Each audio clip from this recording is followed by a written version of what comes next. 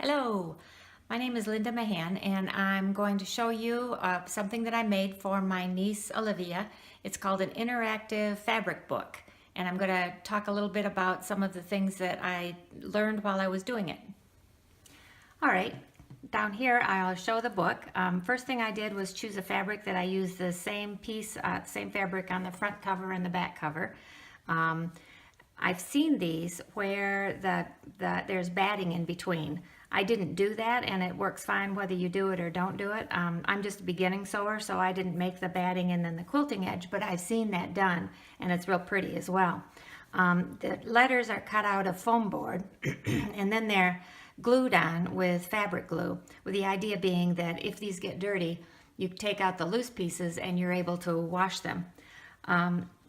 Page 1 here, we start out with just a piece of fabric that I put on as an applique, using a very close zigzag stitch. A little washing machine here where you're using clothes that you can actually use on a doll that's in the book later on, and a little laundry basket. But all of these are just loose pieces of fabric, extra fabric that I had. These are eyelets that are, I believe these are 3/4 inch eyelets that I just used an eyelet pliers and put those in each one of the pieces after the whole book was done. The little clothespins, which are very cute, you can get at any hobby store. I got these at Joann's Fabrics. There's all sorts of different sizes that you can use. Here's a little, this one is my older son's favorite, and I think that's because we had just a marvelous trip in a sailboat one time in the BVI. So the sailboat is special to us, but this is just a little rendition of the sailboat. Again, these pieces are just with right sides together. After I get the decoration on, I put the right sides together, sew them together, turn them inside out, and then just do a finished edge by hand on the part that's still open. Here again, appliqued, and a little basket that I made just separately and then sewed it on the bottom.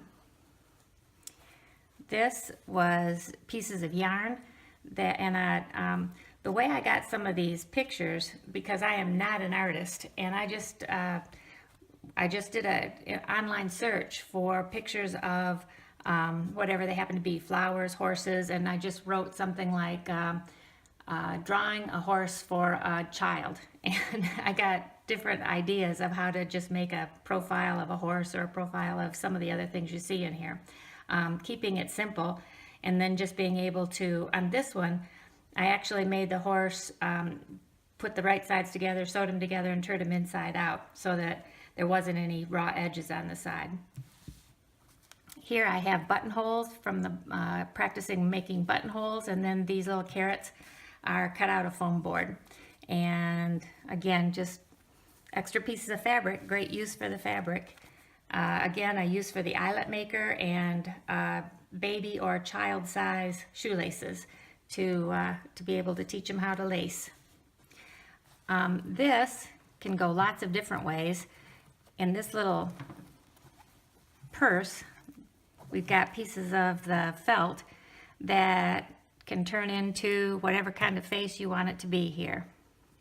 And we used all felt pieces, and they attach very nicely. We can make it silly or we can make it fun. There's also things you can do with animals and things that you can do that, again, just going online and looking for things that you can draw that a child can draw will help get those templates for those. I'll put that away later. Same thing with the flowers. I just cut the little buttonholes in a piece of felt, and the applique of the vase right here, just cut out a vase picture, and there we go. This, we have a little abacus that I used a piece of string. You could use anything. You could use the necklace band that they provide in some of the kits. I just used felt. I'm sorry, not felt. I just used yarn and you put the different colors together. This one I did put batting in the middle. It's the only one that I did. And the reason is because this one needed a little bit more firmness to keep the yarn stretched across. So this one has a little bit of a challenge getting the eyelets through, and that's the only downside about putting the batting in there. If you do it, I'd recommend a thin as batting as you can find. Here's a little, I don't know why she's wearing sunglasses. I guess that's her nightshades in bed.